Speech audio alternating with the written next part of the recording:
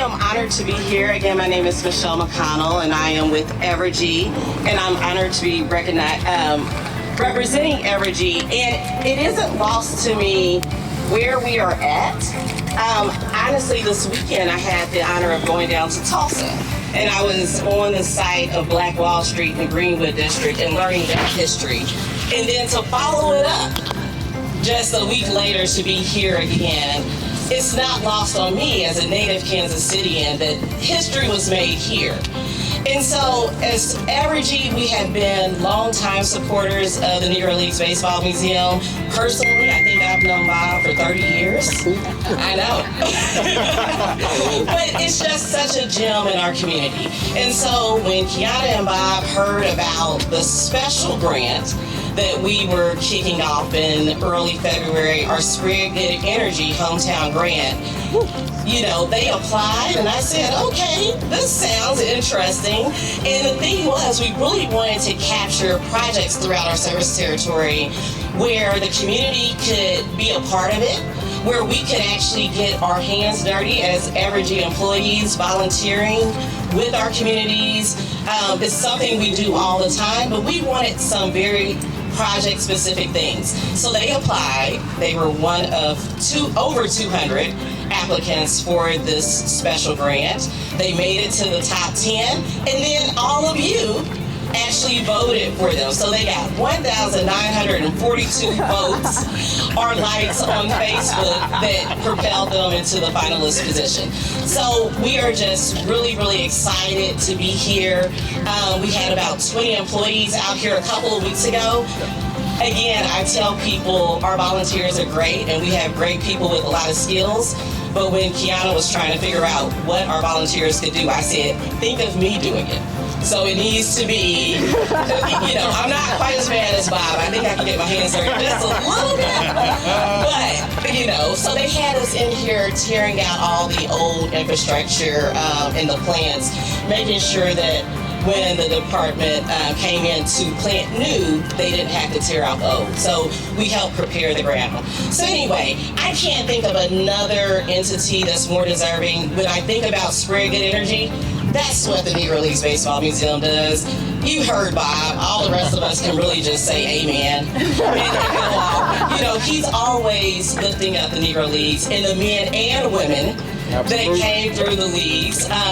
You know, when you talk about museums here in Kansas City, here in our nation, worldwide, I don't know if I'm exaggerating or not, but if I am, but worldwide, you know, you'll be hard pressed to find another museum that has the reputation, the adoration that the Negro Leagues Baseball Museum has. And then that word energy, when you talk about Sprig Energy, you know, you can't go to the museum and not leave inspired. You can't go to the museum and not leave energized.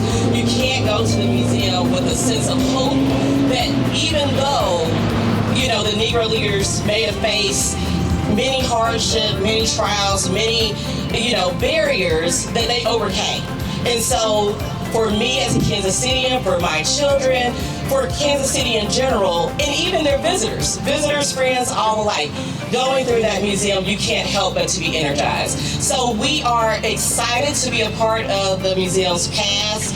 We are excited to be a part of this project, and we just plan to be there right along the way to help them spread their energy as they move into the future. So we actually do have our commemorative big check here that we can take some photos of, but they were awarded $10,000 specifically to help fund this project.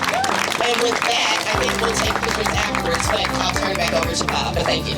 Yeah, no, thank you, Michelle, and thanks to Evergy for their generosity. I tell you now, I don't know if y'all caught the fact that we got 1,942 Facebook votes. Mayor caught it. I know everybody. He's very astute. I know he caught it. It's no, I think, a little fate reared his head there to us when 1,942 votes to celebrate the 1942 Kansas City Monarchs. A couple of other folks, so I want to make sure I be mindful to mention our city manager, Brian Platt, is also here in attendance today and representing the 3rd District our district in which the museum resides is my friend, Mr. Brandon Ellington. Brandon, thanks so much, man, for coming out, being a part of this today as well, and for everything that you do to continue to support the 3rd District and the Negro Leagues Baseball Museum. All right, next up on the agenda, this guy knows a lot about the history of this site that we are standing on, this very hollow site that we're standing on, and he is, of course, with the Kansas City Royals, but he knows a lot about the Kansas City Monarchs. He is the historian there at the Royals and takes care of the Royals Hall of Fame. Please welcome my friend, Mr. Curt Nelson.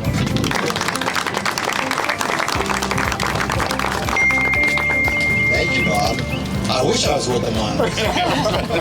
If I was old enough, I don't know. I've definitely been with the Monarchs. You know, it's time for some storytelling, so I hope you're ready. So I'm going to tell you a little bit about the history of this particular place, because ballparks are special.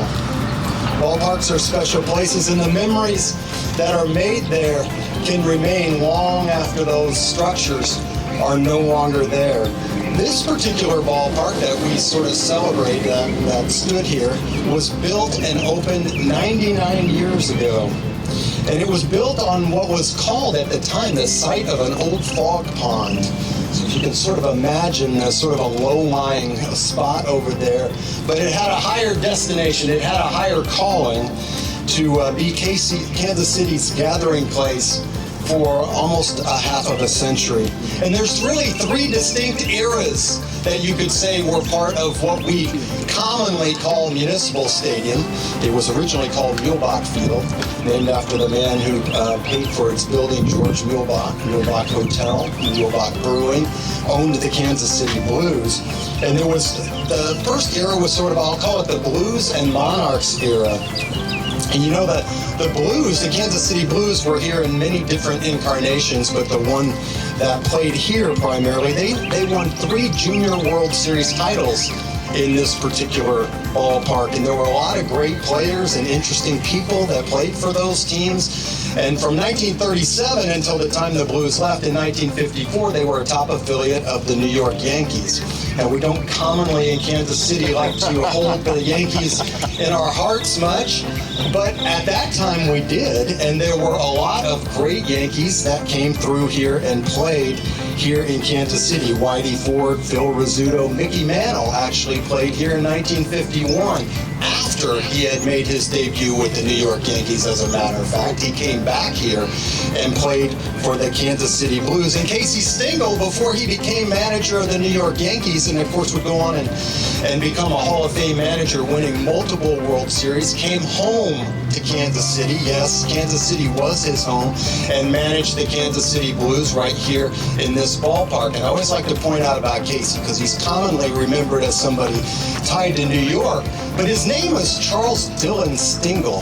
The only reason he is known as Casey is because when he was a young man and got to start playing pro ball, he went out and his teammates learned he was from Kansas City. And that is why his name is Casey Stengel forevermore. He was known as Casey Stengel because of his hometown here in Kansas City. Now, speaking of Yankees, Babe Ruth played in this ballpark. He did indeed. He came through here on many of his barnstorming tours. And in 1927, he did a barnstorming tour after that. 1927, one of the greatest teams in all of baseball history. And he came through and barnstormed through here and played at this particular ballpark. It was the 3rd time he had barnstormed in Kansas City. As a matter of fact, in 22, he actually came through and they played the Kansas City Monarchs in open defiance of the commissioner of baseball at the time in doing so, but the better angels of baseball's nature had Babe Ruth coming to play against the Kansas City Monarchs. And his teammate, who was actually with him on that last barnstorming tour, actually has a distinct tie to this particular ballpark. Lou Gehrig, one of the great players of all time. And of course, Lou Gehrig would have played even longer, and his consecutive games played, the Iron Man streak would have went on longer, except he was stricken with ALS. And if you remember, in 1939, he played his last major league game at the end of May of 1939, but it was not the last game of baseball he played. No, actually on June 12, 1939, here at 22nd in Brooklyn, the New York Yankees, the defending World Series champions, came through to play an exhibition game against the defending Junior World Series champion, the Kansas City Blues, one of their top affiliates. And Gehrig was still traveling with the team. And the ballpark at the time held about 9,000 people, and supposedly there were 17,000 people, and I've only seen one picture that comes from that particular day, and people are standing or sitting on top of the concession stand, so I'm sure it was quite full. And Lou thought that there was a pretty good chance that they were here to see him. And he was probably right, so he decided he was going to play in that game. And he played the first 3 innings of that game. He had 1 at bat. He played three innings at first base and took himself out of that game. And indeed, that was the last game that Lou Gehrig ever played, was right here in Kansas City at 22nd and Brooklyn. Now the Kansas City Monarchs. Gosh, we know so much about them, but there's so much to know. And they actually won Kansas City's first 2 World Series titles. The Royals won our 3rd and 4th. The Monarchs won World Series titles in 24 and 42, with this being their home ballpark. And there's so many players, we won't even go in. You've mentioned some of them: Hilton Smith, Bullet Joe Rogan, of course Satchel Paige, our own Buck O'Neill, who we still hold dear in our heart, was player and manager here. But the one that I really like to focus on is Jackie Robinson, of course. And we know Jackie, he actually, that's his professional, we used to say his professional debut was with the Kansas City Monarchs, but we can now say, with the imprimatur of Major League Baseball, though it's not necessary, but it's nice to have, that indeed Jackie Robinson didn't make his professional debut here with the Kansas City Monarchs. He made his Major League debut with the Kansas City Monarchs here. And as a matter of fact, it was on this very day, right over there, May 6, 1945, that Jackie Robinson made his debut with the Kansas City Monarchs and made his Major League debut. And if you do want to know, yes, indeed, he did get a hit. He was 1 for 4 with an RBI double. He scored a run, stole a base, and the Monarchs won 6-2 over the Chicago American Giants. So April 15, 1947, which we commonly have talked about being his Major League debut, we can now know more as he's righteously integrated the National League on that day and did so with dignity and grace. Now the Kansas City Athletics, we talk about them bringing Major League Baseball to Kansas City. Actually, Major League Baseball had been here before in Kansas City, but they did return the American League to Kansas City, at least in its Major League incarnation. The Blues had been a founding member of the American League in 1899 and 1900 before it became a Major League, but then moved to Washington in 1901 when the American League became a Major League. But the Athletics brought American League Major League Baseball back in 1955. And in a course of Kansas City ingenuity and hard work between November of 1954 and April of 1955, and mind you, that is winter, the ballpark doubled in size, put an upper deck on it so it would be ready for Major League ball for the Kansas City Athletics in 1955. Now, the 1960 Major League All-Star Game, the first of 2 played that year, was played in this ballpark. And I'll just rattle off some names here because I'll always point out is at this particular location, if you were a great ball player in the early to mid part of the 20th century, you played in this ballpark. Mickey Mantle, Willie Mays, Ted Williams, Stan Musial, Ernie Banks returning to Kansas City because he had played with the Monarchs, Yogi Berra, and of course the great Henry Aaron was in that game as well. We talk about debuts for the A's never had a winning season here, but right after they left, they became one of the greatest teams in baseball and won multiple World Series titles. And a couple of the key players on those teams, Reggie Jackson, Cafe Shunner, made their debuts right here with the Kansas City Athletics in this ballpark. And in 1961, a shortstop for the Kansas City Athletics named Dick Hauser made his Major League debut and would return 2 decades later to lead another team in Kansas City to some interesting and fun times. But after 1967, the A's left us and headed to Oakland, and I know that was a very sad time in Kansas City, but I'm very thankful that they did, to be honest with you, because that really led to the chance to have another team in Kansas City. And this particular time, you know, it had been before that people had found a team for Kansas City. You know, people went out, that athletics moved here, so it would be a major league team for Kansas City. And after the A's left, that was Kansas City's opportunity to create and build Kansas City's team. And we like to think that we're holding up our legacy in that as the Kansas City Royals. And the Royals, of course, we played our very first game right here at this ballpark, April 8th, 1969. The first pitch was thrown by Wally Bunker. It was a ball. It was fastball. But it was thrown to Ted Uhlaender. And but he held them, the Twins, scoreless in that inning. And leading off for the Royals in the bottom of the first batter in Royals history was none other than Lou Piniella. And Lou is a man of a little patience. And the very first pitch thrown by Ted Hall, he's hit for a double down the left field line and would score on a couple of pitches later when Jerry Adair got a base hit. And the Royals would go on and win that game in extremely exciting fashion. Joe Keto had a pinch hit RBI single to drive home Joe Floyd in the 12th inning, a walk-off win, 4-3.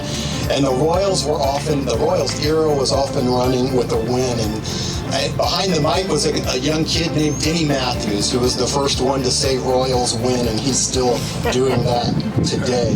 So we had our first winning season here in 1971. Amos Otis really became the first star of the Royals playing here. The debuts of Paul Splitoff, our all-time wins leader, right here at this ballpark. Steve Busby made his major league debut, 2 no-hitters in his first 2 years.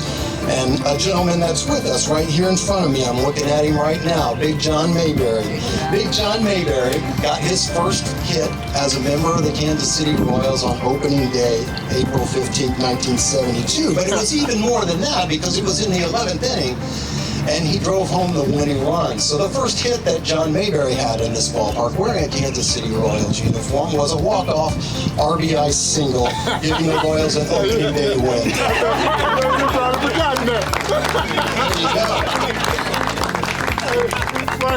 He don't remember singing. Which is true, because he also hit the last home run in this ballpark that was hit by a member of the Kansas City Royals. And to make it perfect linearness to it, he also hit the very first home run at Royal Stadium as well. Now, Frank White, another gentleman sitting over here, he did not play in this ballpark. He would come in the other ballpark that's a little bit further away from here. But this ballpark has a very important part in the Frank White story and the Royals story. Not only did he go to Lincoln High School, right over there, which you can still see, and watched many a game here as a young man. He is a Kansas Citian through and through. But his story actually goes with the Royals Baseball Academy, and his tryouts for the Royals Baseball Academy happened right here at Municipal Stadium. So his story, as in Royals history, actually begins right here at Municipal Stadium, even though he didn't play here. Now, I will say, because this is cool to me, the final game ever played here by the Royals was on October 4th, 1972. It was a 4-0 win by the Royals. It was a 2-hitter thrown by a guy named Nelson. That's good for me. It was not me, and it was not no relation, but Roger Nelson, one of the great early Royals. So this spot was built for baseball, but there's a couple other things that I want to mention about it. It was a home of football, too, for Kansas City. When the Chiefs moved here, this was their first home ballpark as well, and it was their home ballpark when they won our first Super Bowl. And then the last game that they ever played here, Christmas Day, 1971, unfortunately was a loss, but it goes down in NFL history. It was then the longest game in NFL history, and it still is the longest game in NFL history. And from a cultural standpoint, in 1964, September 17th, 1964, the Beatles played at Municipal Stadium. It was the one and only time that the Beatles ever played together in Kansas City, and it has a great baseball story because it was not originally on their tour, their initial tour of the United States.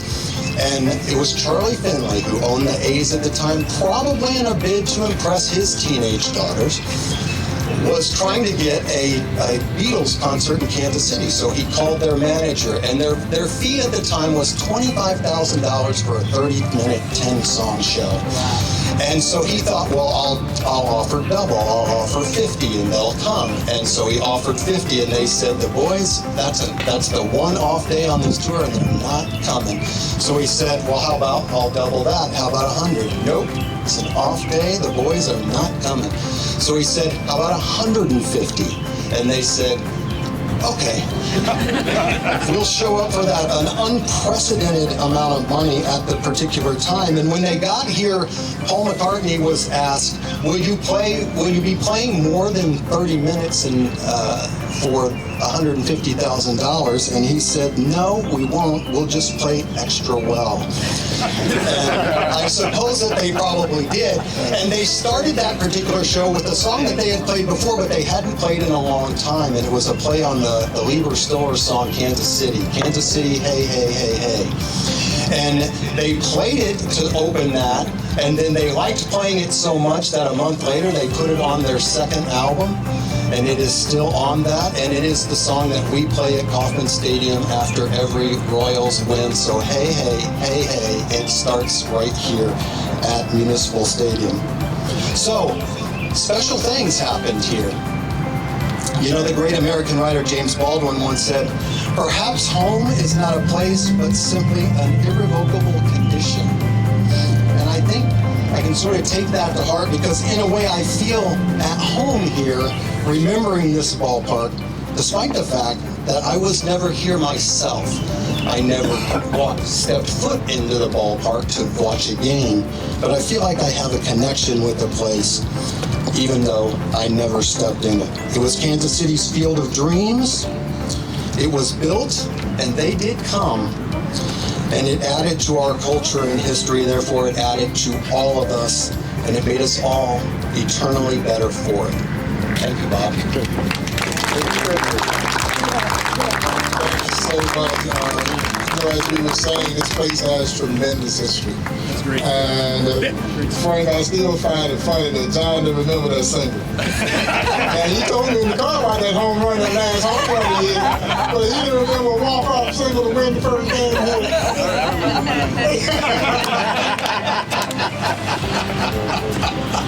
And I don't think there's any better way to call up someone who has been such an important part of this community for so long. Curt referenced the fact that this man went to Lincoln High School, and certainly in my own humble estimation, he is the most important Kansas City Royal in Royal baseball history, given the fact that he is homegrown. He went through the academy. He literally helped build Kauffman Stadium, and he's one of the greatest second basemen in baseball history. I say that as we look at this wonderful display of Otis Taylor here. And I've said oftentimes I've said that there were 3 players in this community who deserve to be in their sports halls of fame. Well, Buck O'Neil is at long last being inducted into the National Baseball Hall of Fame. Otis Taylor should be in the National Football League Hall of Fame. And this man, the Jackson County executive of our great county, and of course, Frank White, should also be in the National Baseball Hall of Fame. Please welcome Mr. Frank White.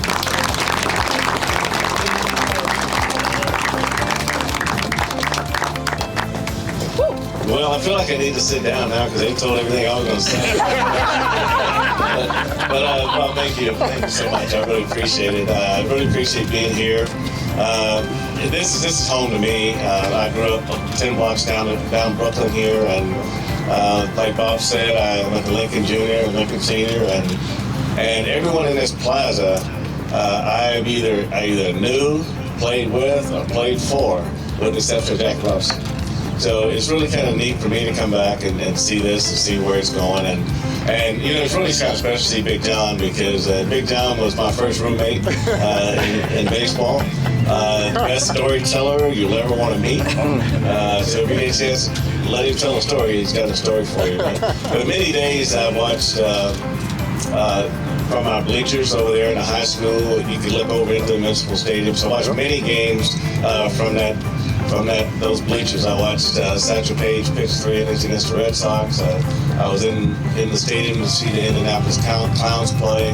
I saw Big John play in this stadium, and to be able to be here and be in, well, actually we're a little bit this way, but right field is over here.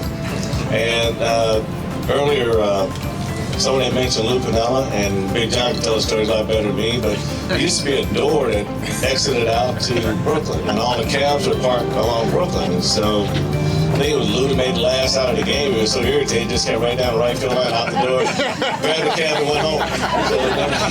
So he never came back.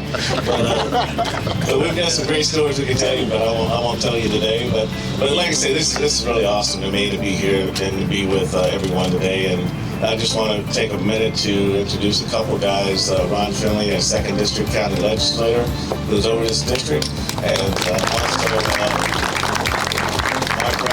who is the owner of the Kansas City Monarchs, who allows me to come and coach every now and then when I'm bored.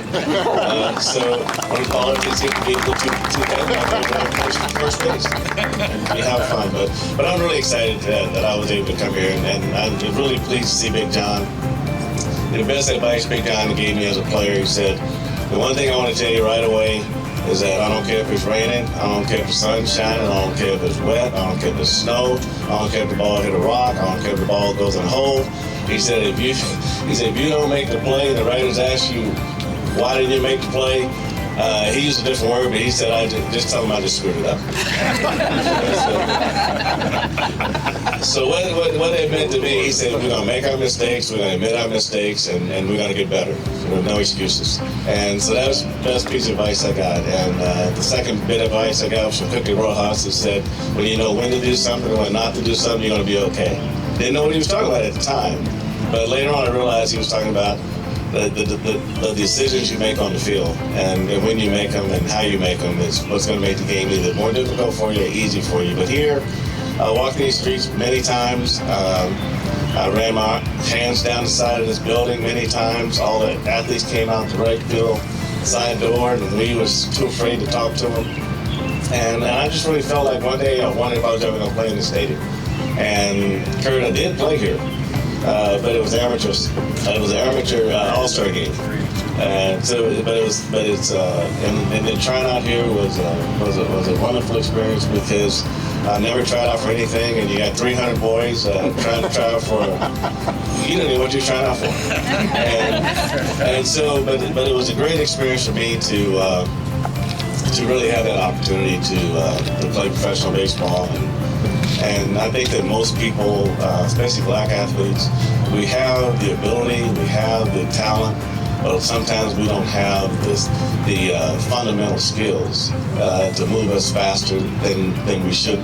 That move us faster than we want to move. Because to me, it's like what the Academy did for me. We're able to do the same things over and over and over and over. And before you know it, it becomes easier for you. And just to give you an idea how fast it happened, I went from a guy playing 35 games in the summer, no high school baseball, and I was a month from turning 20 when I went into the baseball academy, and I was in the big leagues at 23. So it just happened that fast. And then having guys like John tutor me for another couple of years made it a lot better.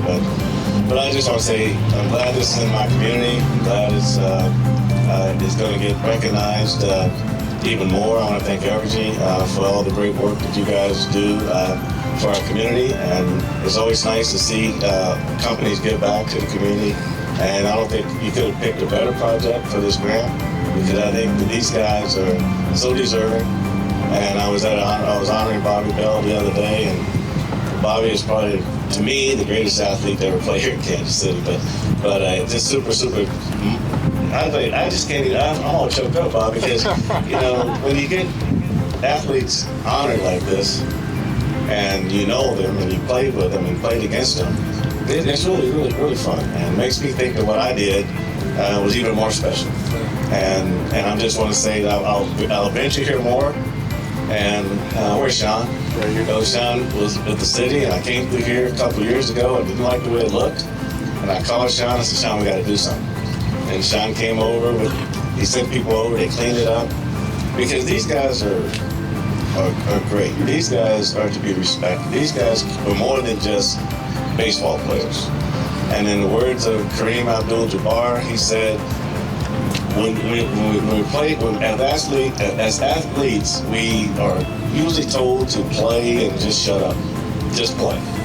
And he said the thing that as an athlete, what you want to do as a black athlete is you want to be a significant player. You don't just want to be a player, you want to be significant. And you want to take the trophies, and you want to take the championships, and you want to use those as currency to lift up your community. And that really rang a bell to me, and that really sticks with me. And I just want to say that it's a great honor. Thank you all for coming. Thank you all for celebrating these great athletes and what this historic site meant to these guys, and also meant to what it means to our community as we celebrate today. So thank you so much. I appreciate it. Thank you, Frank. And we concur that it was important that we restore this. And again, we thank all of our partners who made this possible today. And certainly, I want to take the opportunity now to bring up the leader of our city. And I'm so glad that, Mayor, every time you come in for a museum event, it's always something good. It's always something good, man. I hope we just kind of, like Frank said, pull you away from the stress and strain of all the political stuff that goes on. We hope to keep giving you good events to come to, but more importantly, we thank you sincerely for taking time to come in and be part of these kinds of events and undertakings with your family at the Negro Leagues Baseball Museum. Please welcome the leader of our great city, the Honorable Mayor Quinton Lucas. Thank you, my brother. Well, I heard so many good stories and so much outstanding discussion. I don't know why y'all letting a non-athlete, non-baseball player, even that tall fella talk for a little while. But I will say just a few things, and then I will sit down. For those who are wondering, we're a little chilly, might be bald-headed like me or just cold. We are in the bottom of the 9th inning right now, so we're going to be done real soon. I want to thank a few people as well, and then I'll have a few remarks. They have been mentioned already. John Hughes, Stuart Bullington, folks who worked for the city of Kansas City, Missouri. I'm sorry, Sean, folks who work for the city of Kansas City, Missouri. Although he keeps telling me he's trying to retire one of these days.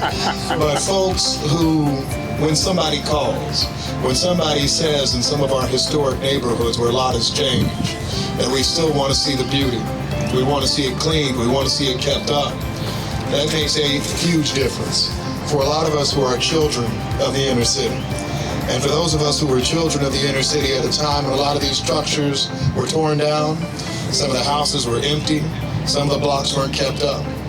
Your work means a lot in terms of letting us know that there are great stories as we walk down the street, knowing that there were great people who made historic impacts in our community, and knowing that if we live off of 22nd in Brooklyn, that might mean that we are part of something absolutely amazing, even today in 2022. You didn't have to be around in 1942, you didn't have to be around in 62, and you can make positive differences for the future.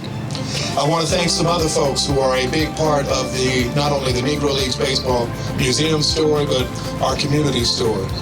Everyone who is on the board of the Negro Leagues Baseball Museum, could you just raise your hand and let us acknowledge you? I know we've done Brother Battle. Right? Okay, yeah, go ahead. Yes, absolutely.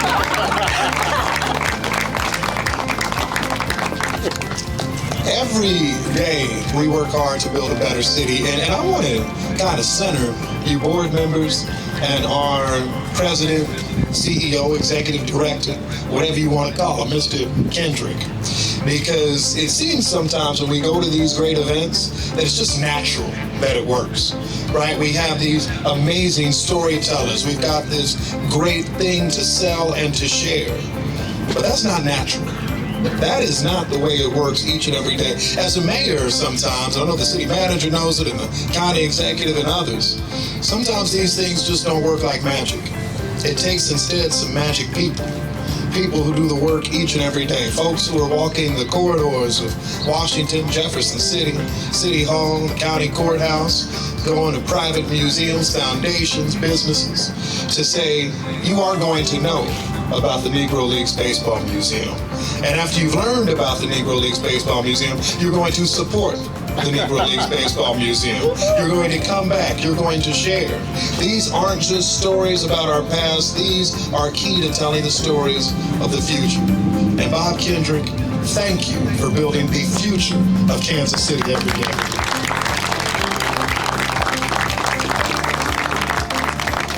So I promise I won't be long, because I already talked about this area as a perspective of a child of Kansas City.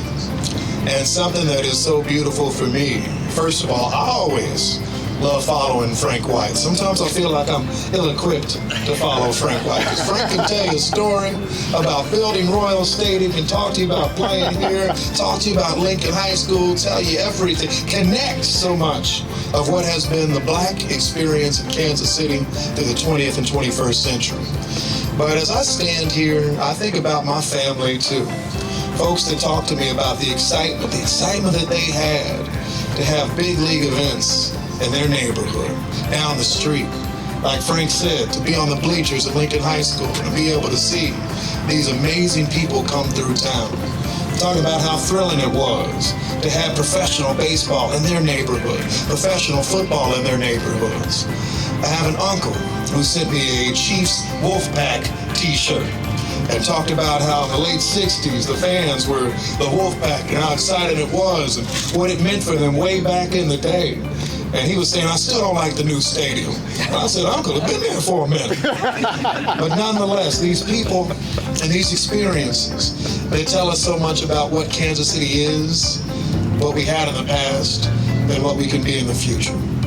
And so as I stand here and think about what people saw in years past, when I think about mayors like Ilis Davis, H. Roe Bartle, folks that maybe never thought there'd be a mayor that looks like this, I think about where can we be 50 years from now.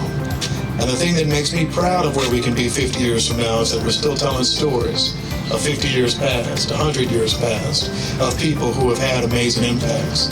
And people, by the way, like John Mayberry, Frank White, that they're going to be talking about 50 years from now, 100 years from now, as we continue to talk about how valuable our history is, our heritage is, how valuable this corner is, and how valuable Brooklyn and 22nd is for everybody in our region and our country. Mr. Kendrick, thank you for being a big part of this. Thank you all for being here to celebrate. And thank you for making Kansas City an amazing, wonderful, important, and valuable place in every neighborhood. God bless you.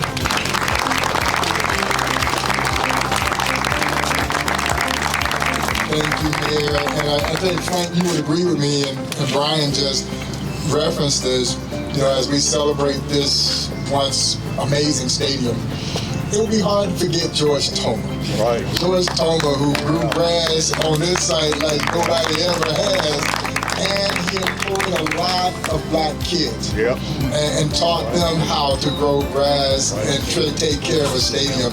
And so our thoughts are absolutely with the great George Toma, who's still doing it to this day.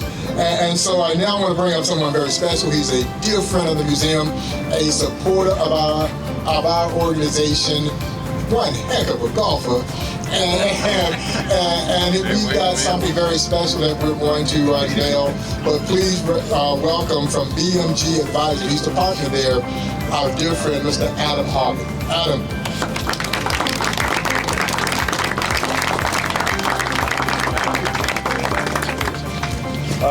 Hey, man. All these stories have been incredible today. Thank you so much. I appreciate you not sharing the story of how much farther you hit the golf ball than I did. As Bob said, I'm Adam Hawley with BFG Advisors, and our motto is playing your story. And so when I think about an organization that we want to be a part of and an ally for, There is no better organization than the Eagles Baseball. So thank you for having us here today. I have some special news. Can we bring Aaron up to? Yeah, Aaron, where's Aaron? Come on up, Aaron. So my friend Aaron Norris is a local artist and painter, and we were sitting on the patio one day, and he told me about this painting that he had. I said, Aaron, we got to get that to the museum, and he jumped right on it. So Aaron Norris painted this beautiful painting. He will pull this off of the great Satchel Paige. He's dedicating that to the museum today. Thank you.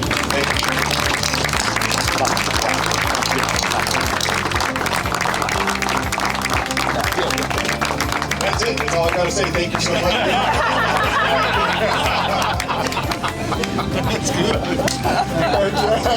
And I have to admit, they surprised me with this. Adam sent me a note one day and said, hey, Bob, we want to donate that satchel. I had already seen it. And I had sent Aaron a note about how much I love that piece on Satchel. And Frank mentioned the fact that he watched the game over the bleachers of Satchel pitching for the Kansas City A's.